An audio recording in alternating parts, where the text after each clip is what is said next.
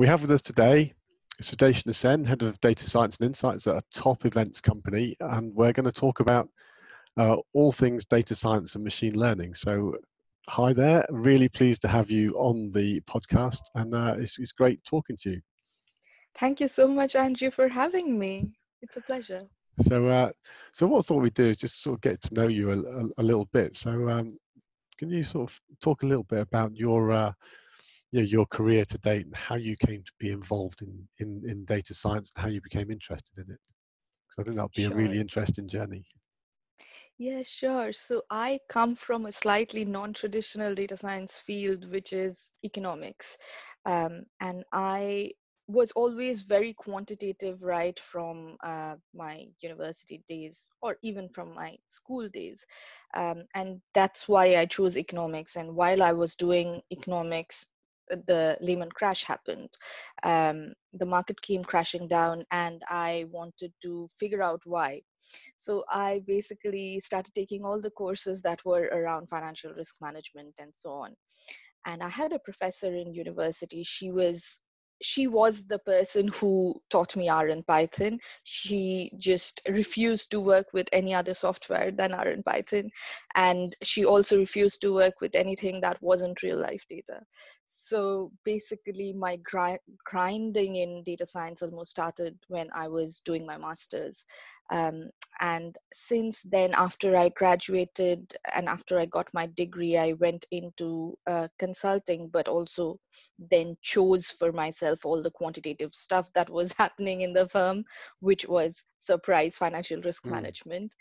And from there on, because banking and finance is quite heavy on statistics, math, and coding, that's how I started getting more and more into data and data science. But I wanted to solve bigger problems, strategy problems. So that's how I kind of pivoted into data science. Okay, great. And so, I mean, you almost you land on your feet studying sort of R back then, because it was quite a niche thing at the time, and it's obviously it's massive now. So you kind of had you did really well to pick the right thing at that time. It's true.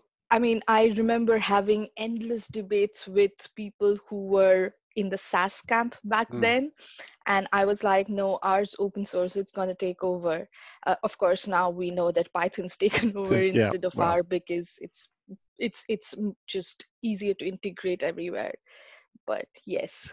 yeah, we use Python rather than R, but just because it's that flexibility, isn't it, and just works with everything else.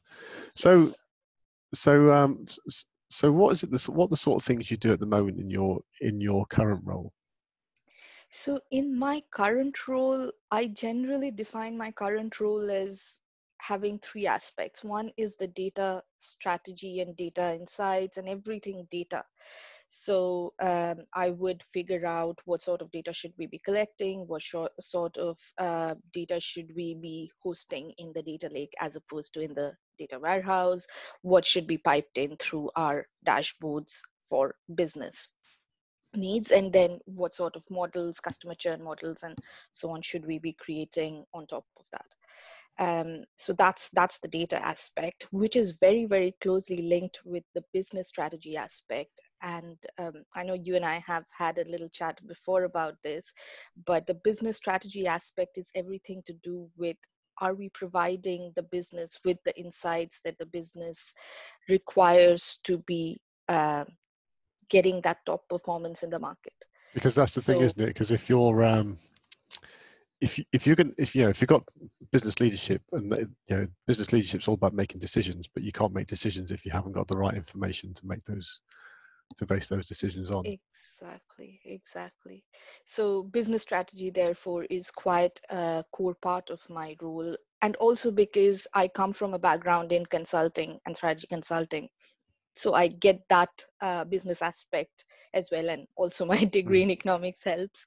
And then the third bit of my role, which um, I almost have taken on because I am very curious and eager to learn about it, as well as I think there's a massive value add from data to product. So product strategy is the third piece that I do as a part of my role, but it's more around me wanting to develop in that field and the product team being extremely open to my ideas. So that's a very nice bit of collaboration going on there. So those are the three bits of my role. And like I say always, that head of data science looks very, very different in every company. So mine is more business focused, but I'm sure there are other places where, they are more research focused, for example.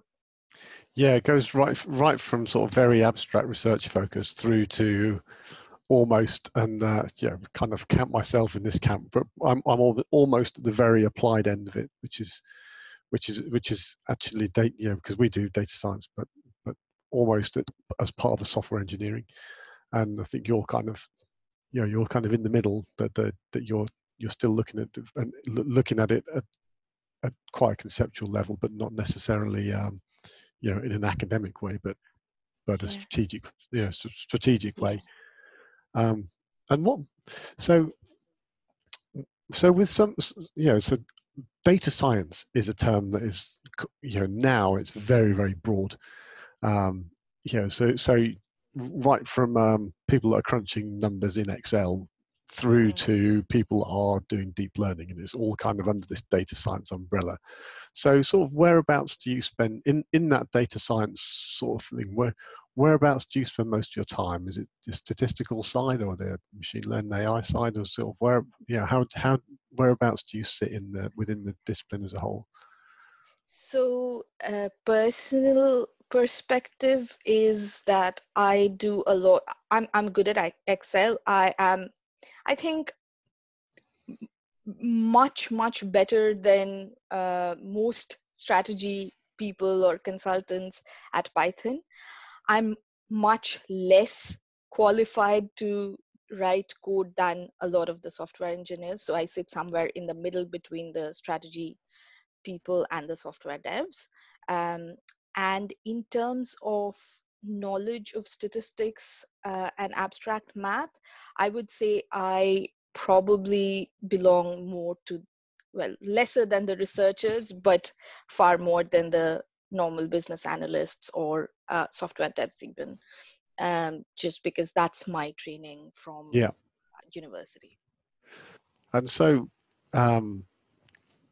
in terms of, what are the big problems you're trying to solve with data science at the moment? What are the kind of the main things you're sort of looking at? So the main things I'm currently looking at with my events business is typically how to improve revenue and how to, give customers a better product experience, how to make our app um, more connected. So we use AI-driven networking on the back end of our app during our events. However, what I do have to say that my current role is great for the business perspective, but I think it's worth mentioning about a role that I was doing when I was with strategy and in PwC. Um, this was about a couple of years ago, and we were doing a project with the British Standards Institute, so Hmm. BSI. Yeah, we BSI. were we were inputting our thoughts as BSI. So I was on the volunteer committee or nominated committee, whatever you call it.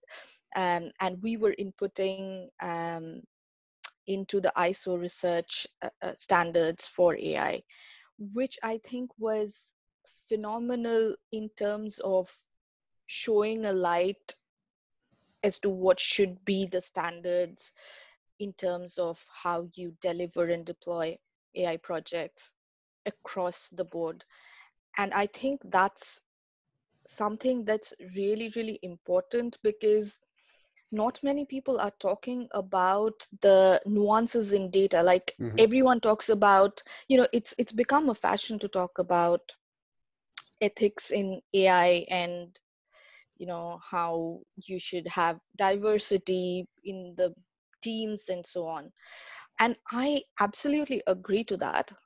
But also, half of the problem, half of the bias in AI or machine learning is because, the data is biased. Yeah. We are working with biased data, and obviously we are getting biased sort of results at the end of it. And I think that's a very engineering problem, not an ethic. Well, it's an ethics problem, but it needs to be solved by the engineers, Yeah, if that makes sense. because in a lot of scenarios you kind of think that Pareto principle applies to most things. So you sort of 80% of things fall in one bucket, and then all the other cases tend to fall into smaller numbers. And so you Exactly. can't simply just take all that data, because that is necessarily biased towards the 80%, and you almost have to curate each individual case as a separate separate data set, so that they're all represented when you actually train your model, even though in practice one or two categories of things, whether it be applications for a credit card, or whether it be you know quality control in a factory, they the outliers are always the small ones, but they're always the ones that you're kind of most interested in finding out about, so you kind of almost have to bump the numbers of those up. Yeah, exactly.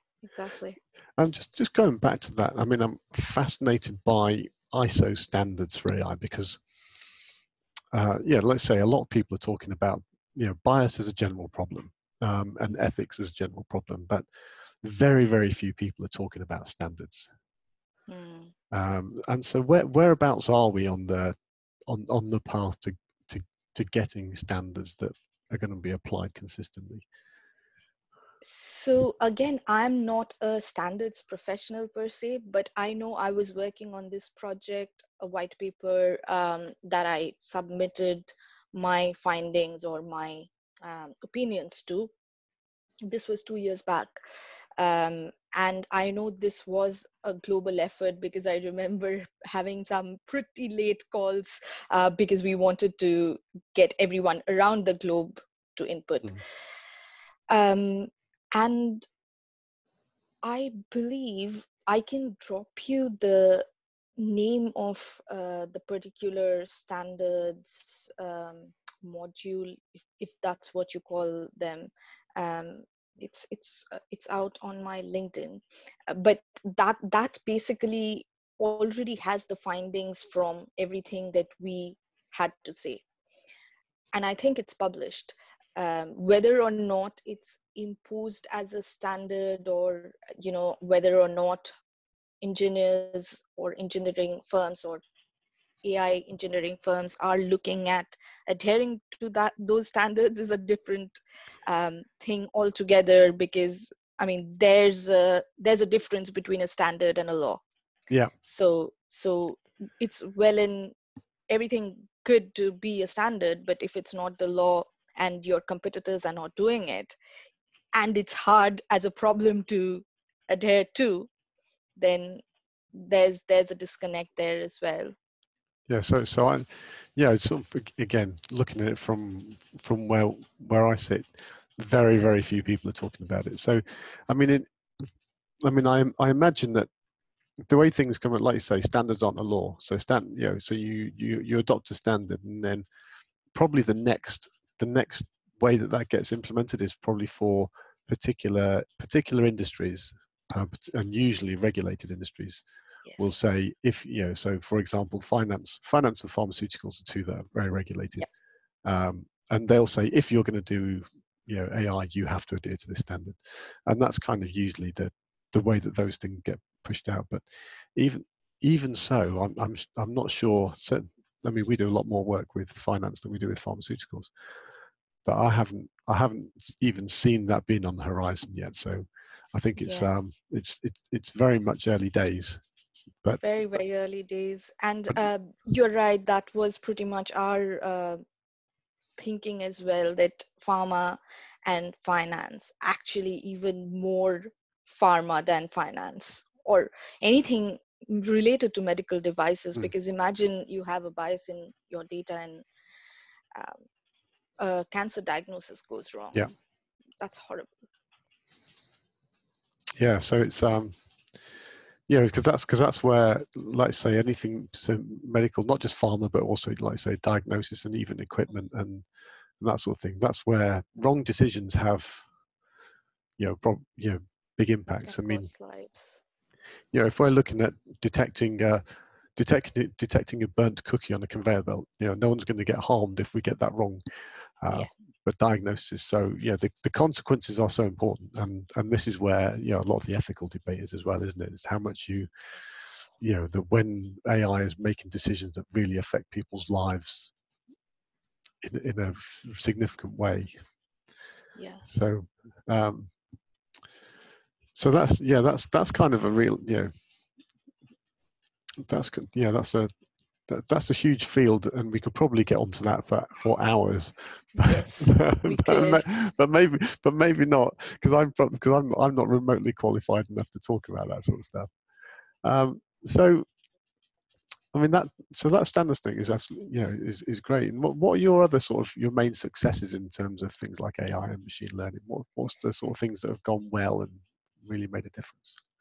So one of the other projects that again I was doing back when I was in consulting was to do with how do you automate credit decisioning for banks, for lenders, and so on. And that's a space where a lot of AI or ML is being used, and that's, Yeah, I think, immensely successful. And in my opinion, most of the times when it's successful, it's because of the domain knowledge that people deploying those tools have. So for example, when I was doing a couple of these projects, I had a background in financial risk management, credit, and so on. So did my director, which is why we ended up actually getting far better results than the bank's own teams, which is rarely a thing heard of in, you know, in the industry as it is. So I think those sorts of successes can only come with domain knowledge. Currently, where I work, I think the success, what I'd call it, is again trying to bring out data to fit the business problems and giving the business the solutions they need, rather than me trying to build a fancy model. So yeah, for example, if I can do something on Excel or a Tableau dashboard, me trying to figure out some fancy looking code in Python and use Matplotlib or something else, it's just not the right tool for the problem. So I think my success has been, I think most of my success I attribute to choosing the right tool for the problem and trying to solve the problem. So I'm a problem solver first and a mm. data scientist second Yeah. in some So ways. because that's it. Because if your work makes a difference when other people pick up the output from it and actually Yes. use that to make changes and to do things that make a difference in there. So that when it's all theoretical, it can be solving an amazing problem, but unless someone is actually picking up that output and doing things with it, it's yeah. So just going back to some of those credit decisioning, because again we've kind of been in this space quite a lot, and we know so we know quite I've certainly I've worked in quite a few of these areas, particularly around fraud decisioning and that sort of thing. So what I mean, in what ways do you think AI has made a difference compared to the methods that were used before, which might have been statistical based or whatever? What's and what sort of difference has AI made in those?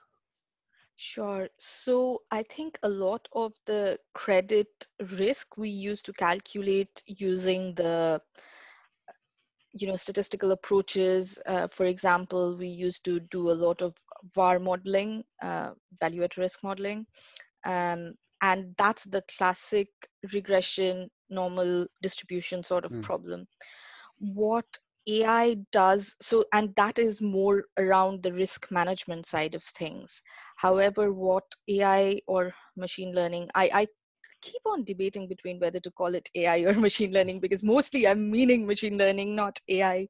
Um, so when we use machine learning, we use it in a different context. So, for example, if you think of a wealth management firm, and they are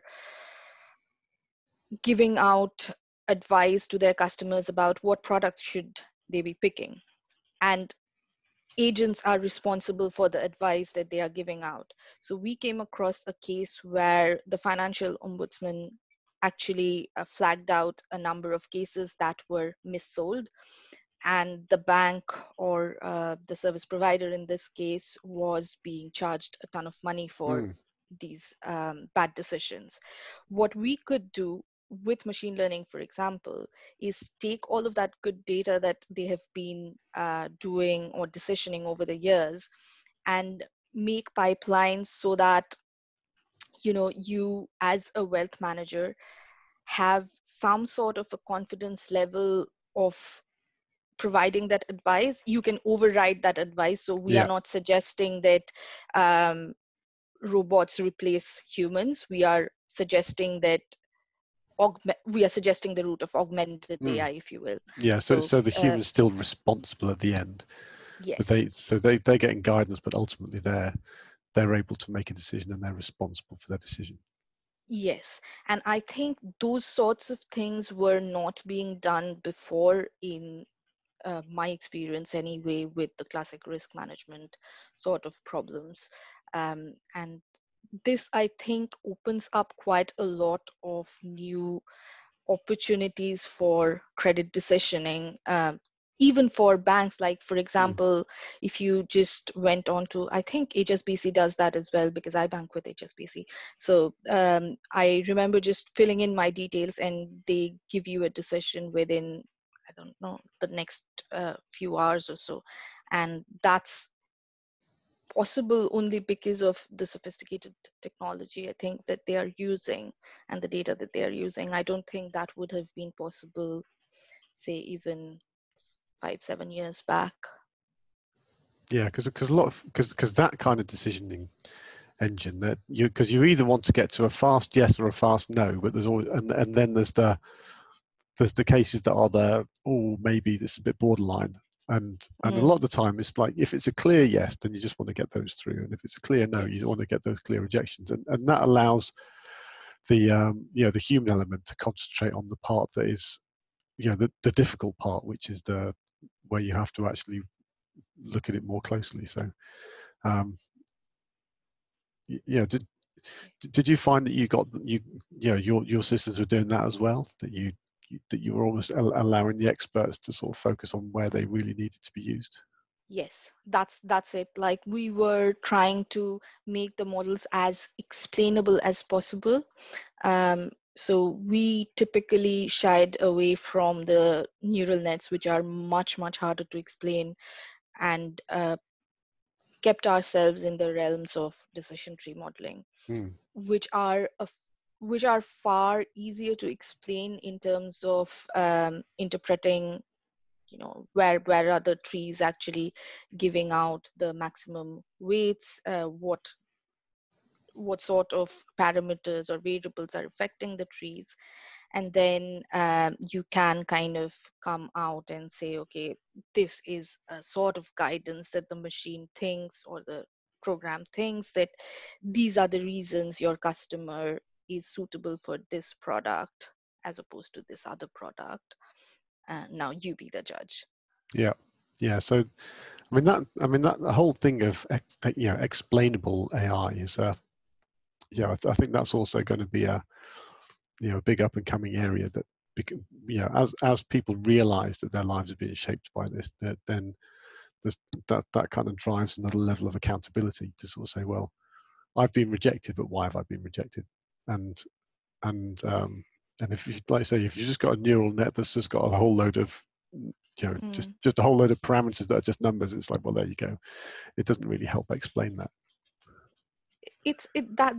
That is profoundly interesting to me, and I'm probably gonna open up a worm like a can of worms here, but just by saying this.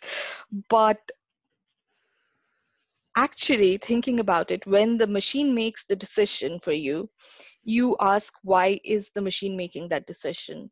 When a human makes the decision for you, you rarely ask that, or even when you ask that, the human gives you an answer which may or may not be correct. Like, most of the times we don't even know how we are making our decisions. So I think that problem is fascinating in itself about explainable AI. Now, I'm not suggesting that we don't have explainable AI. I think it's very important, especially when it comes to medical devices, Mm. finances, and so on.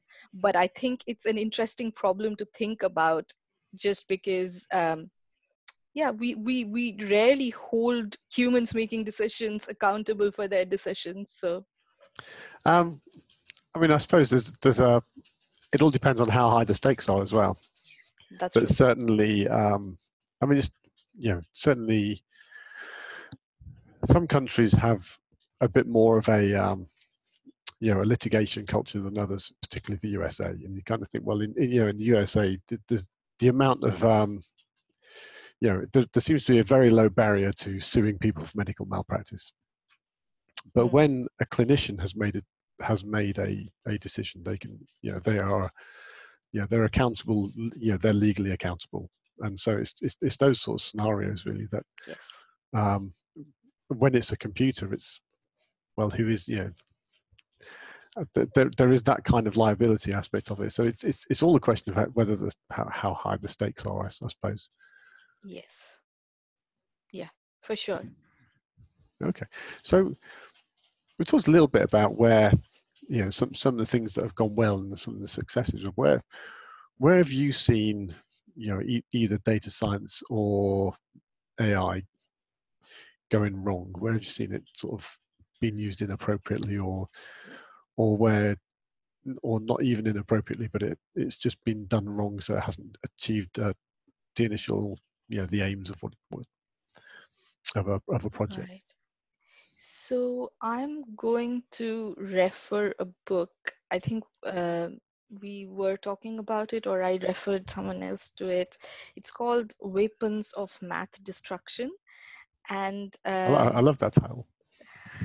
yeah, it's an interesting read and eye-opening. Like, if you are into that sort of stuff, um, The Capital Surveillance is a good book as well. But uh, the reason I mention that book, Weapons of Math Destruction, is that the lady, she points out, she's also comes from a background in financial services and engineering, so understands data really, really well. um, and she highlights a few cases where police cars are found more in sort of suburban neighborhoods which have a lot more of ethnic population. Hmm. Now whether or not that's valid based on data is almost immaterial, because as you have more police cars surveying a particular neighborhood, you'll find more nuances in that area. So if I just keep on fine combing an area, I'll obviously keep on finding more and more Yeah, problems in that yeah. area. So if you're looking for crimes in one place, you'll see them. They could be Yeah, happening somewhere else, but no one's exactly. observing them. Exactly. And if you are building a data model on the back of this sort of data, then obviously your data is biased. As a result of it, your model's biased, as a result of which your society becomes biased and your police service becomes biased. And one of the things that we are seeing in the US right now, could be one of the reasons of that could be someone built a data model somewhere without realizing the consequences that it has. And To me, I think it's really, really important that we as data scientists or engineers have that ethical standard, or have that nuanced view about how we use data and how it impacts downstream. It's not enough to say, like, if I'm building a marketing campaign, that's fine. Yeah, um, like the worst that will come out of it is probably someone gets offended, or which is, or you spend a load of money on ads that people ignore yeah, because it's incorrectly targeted or something like that. yes. However, if you get something like uh, policing wrong, you know, Yeah, things much, much worse can happen. So, because it's very, I mean, it's very interesting what you're saying that, and how relevant it is for what's going on in the USA at the moment. Because, you know, as far as I can tell, and I mean, I haven't been particularly deep in following the news over there, but I haven't. Yeah, there's various people have been saying, defund the police force, or yeah, and all. Yeah, it seems to be about policing. Very few people have kind of said, well, can we look at the data? I haven't actually heard anyone saying, can we look at the data and understand what's actually happening? Because yeah, and and like you say, and is it the fact that, you know, at some point in the decisioning process things are incorrect, but but almost like, certainly from a, a mainstream media perspective, they seem to be kind of have a real blind spot about that. And but policing is a really good example, because that is very, it's increasingly data driven. absolutely. And I take policing as an example, but that also brings to light how important it is to look at our models every so often. Mm, So, a model, just because it worked 5 years back, doesn't mean that it works now. In fact, a model that worked 6 months back might be very, very different right now. So, the importance of actually having that model validation piece in place is so important. And I think the banks are in some ways equipped to do this because of the regulatory requirements that were already there, but they do it only within the context of the regulatory management piece. But yeah, actually, if you, as a good practice, put it as a standard throughout your organization, then your data and the outputs that you get from your data becomes so much more powerful, just because you know that things are not off the charts. You at least are going to bed in peace that, okay, my data is saying the right thing, my model is saying the right thing, as opposed to, my model used to say the right thing 5 years back.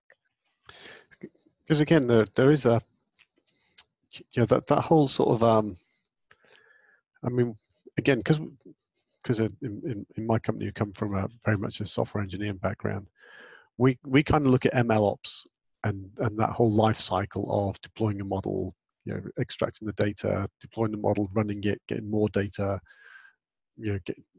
taking a new extract, and having that life cycle. Because that, for us, that seems like how we deploy software apps. We change them, and we rebuild them, and we redeploy them on a regular cycle. It seems, I'm not sure, how widespread that is in AI as a whole, or whether people really do think that model is like an eternal truth that they're going to stay out there. So, do whereabouts do most people fit on that spectrum of thinking that model's forever, or thinking that I should retrain this, what, every day, week, month? I don't know, what's the expectation. Well, to be fair, I think it depends on which domain you are in. Again, I'm personally not a model deployment person, so to speak, but it really depends on what's the problem and how often does the data for that problem change. So something like, and also how high the stakes are, like you said, because if the stakes are high, I would want to monitor it continuously, Mm, as opposed to if the stakes are not so high, I would be okay with looking at it once a year or once in a couple of years. So it really depends on that. What people are thinking, well, I'm not qualified to answer that question, I don't think.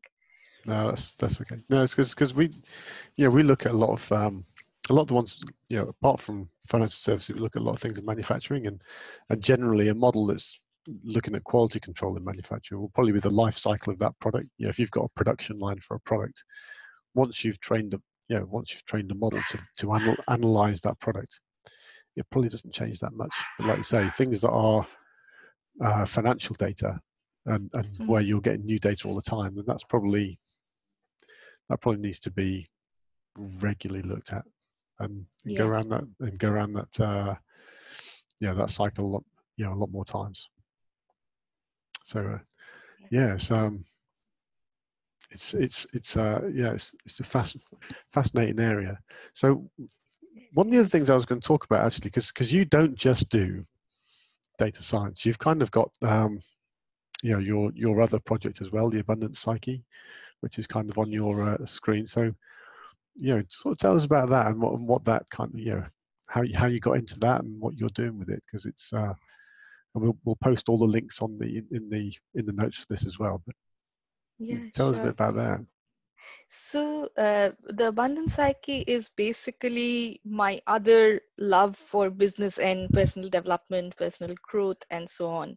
And I also, as an AI nerd, uh, I am very much interested in psychology, neuroscience, and all of those things, which also led me to the big problem of consciousness. So, what is consciousness? What is qualia? Does it exist?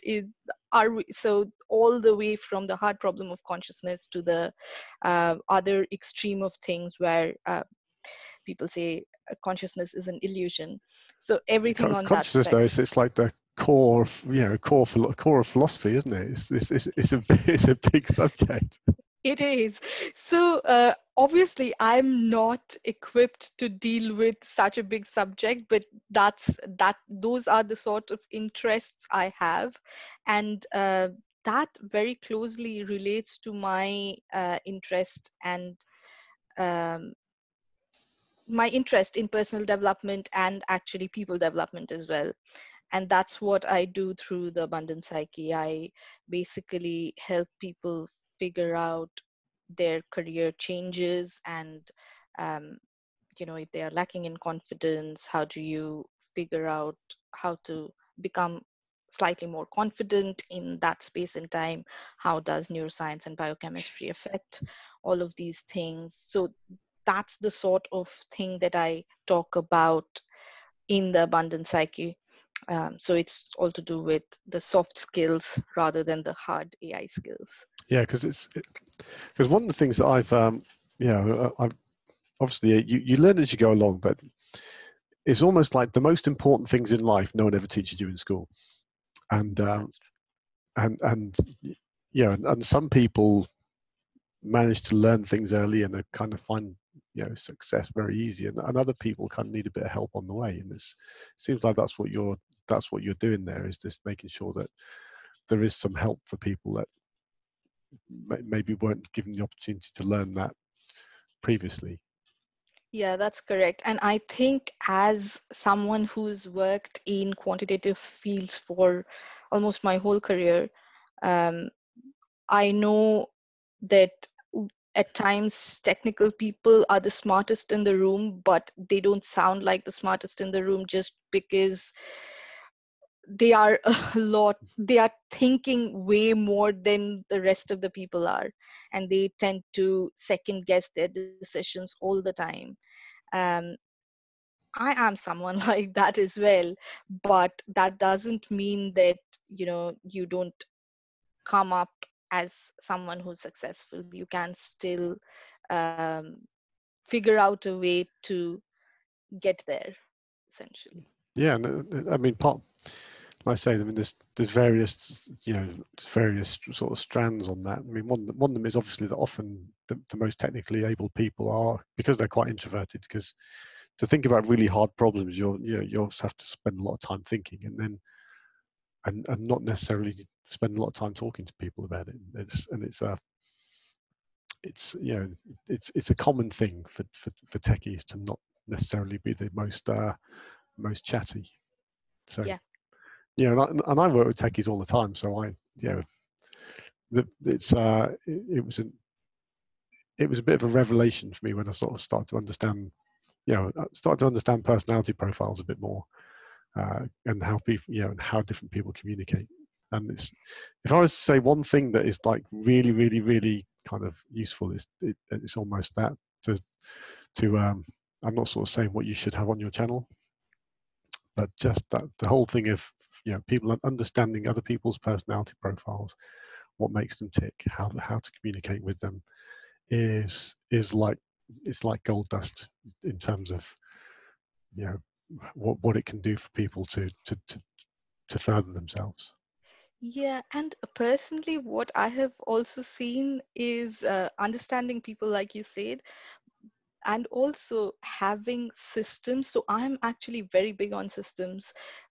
If you can figure out a way to go up and talk to someone, introduce yourself to someone every time you are at these networking events where, you know, people are all seem to know each other, but Mm, I somehow feel like the weird one out who doesn't know what to say, or you feel like, well, I'm not some smooth MBA, so to speak. Um, I don't think it has to be that. If you have a ton of scripts, systems in place as to, okay, so I do the hard work before going to that networking meeting, or I do the hard work before going to that interview, and I have followed the step by step system, and I know exactly what will be coming out of my mouth when yeah, I land at that meeting. I think that helps me immensely. So over prepare a lot more, and then actually you get quite fantastic results because you have the depth, but also you come across as more personable. and that's really sort of great advice for a lot of people, because um, you wouldn't sort of you wouldn't turn up at the Olympics and do a sprint without having done some training first. Whereas a lot of people think that a lot of business scenarios, they're just because the people that do it really well make it look like they've just turned up and it's like ta-da, and actually you don't see the work that goes in. But just like anything else, that if you want to be good at something in life, you have to do the preparation, you have to do the training first, and then when you come to actually perform on the day, you perform the day well because you've done that work in advance. Yeah. And it's I think a lot of people don't really see that. That side of success. Success is built on a lot of very unglamorous practice. uh, Agree. And that's exactly what, like, you doing this podcast for how long now, and the work that you've put in, about that. People you have been talking to partially know about that, but actually how many people spend the time thinking through, okay, I need to design this podcast, find your audience, Mm. actually talk to your guests beforehand, find your guests in the first place. So there's so much work that goes on that's not glamorous to talk about, but it's essential to deliver value and service. So Yeah, yes. and it's funny you say, because again, I have a system of podcasts. So both beforehand and afterwards, it's sort of kind of beforehand and during and afterwards, I kind of have a system, and it's which is finding people, finding the topics, like you say, having the chat, and then even during a conversation, we kind of like today, we've kind of known a few points that we're going to have, that we're going to try and hit in the conversation, but you still got to leave space for discussion, and it's and Yes. but that's all kind of you have to go to some degree of preparation in order to do that, and I'm sure you do the same with your podcast as well, Yeah. that you have to go through that. So even your Mhm. podcast seems very natural as well, but you have an amazing range of people on it. So how do you find those people? So I actually am a part of several groups, and I am a person of too many interests. I don't know if that's a good thing or a bad thing, but just by the virtue of me having such a wide range of interests, I just happen to know people in these different places. And um, Facebook's a good place, LinkedIn is a good place. And yeah, generally having friends and family around are also good. I have a set of very talented friends as well, so that helps. So Yeah, so it's yeah. all so it's all about having, just having. Well, I think if you're genuinely interested in things, people respond, don't they? That you Yes. know, no one minds if you're genuine. If you're genuinely interested in what someone has to say, no one minds if talking to you. It sort of comes from that kind of that kind of I say proper enthusiasm. Authenticity is the word I was looking for. Yeah, yeah, exactly. And if you are not genuinely interested or not authentic, people are smart, they'll figure it out. And also, if you are genuinely not interested, why do you want to chat anyway? That's the other question. And I think a lot of it gets said under, oh, I'm networking, but that's kind of really bad advice to just go around networking and seeming nice without Yeah. actually meaning anything. So Well, yeah. I mean, networking is such a people sort of both place you know a lot of importance on networking. Um, on networking as a as an activity rather than having a network, mm, which is actually the valuable bit. So just going yeah, around and shaking hands with people at events and then never seeing them again isn't building a network. yeah. And there's kind of a big distinction there. So this kind of thing that we've chatted around a lot of things and covered an amazing amount of ground. But if people want to get hold of you and see what and check out your side projects a bit more and that sort of thing, where can they find you? So my website is theabundancepsyche.com, and I have a bunch of freebies somewhere on the side. So if you're interested, have a look. My YouTube is also the Abundance Psyche, pretty new channel. So um, that's what I'm doing currently on the side project bit. Oh, I fantastic. think I'm on Instagram as well at the rate Abundance Psyche, Facebook as well, the same. Um, yeah, I'm still kind of figuring out all the overwhelm, like we mentioned, lots of preparation goes into it, and I'm still figuring out my systems, but you'll find me there. Well, that's great. So no, thanks. So thanks a lot for coming on to the podcast, and yeah, we'll hopefully everyone will check out your other channels. So thanks Yeah, a lot for joining. thank you so much, Andrew. Thanks, such a pleasure to be on